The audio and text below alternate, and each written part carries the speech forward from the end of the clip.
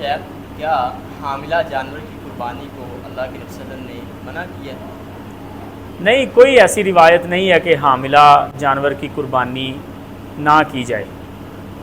ظاہری بات ہے کہ کوئی بندہ بھی پسند نہیں کرتا کہ حاملہ جانور کی قربانی کرے۔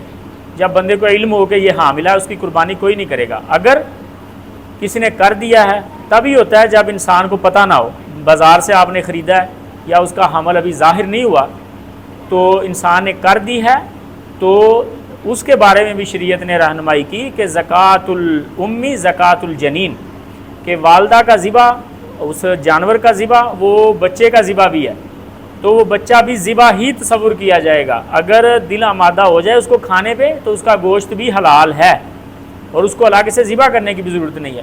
لیکن اگر کراہت محسوس کرے بندہ، جیسے ہمارے ہاں ہوتا ہے، ہمارے ہاں تو یہاں تک معاملہ ہے کہ جس جانور کی قربانی کی جائے اور اس کے پیٹ میں سے بچہ نکل آئے، اس کو بھی کھانے کا دل نہیں کرتا، دل تھوڑی سی اکتاہٹ سی محسوس کرتا ہے۔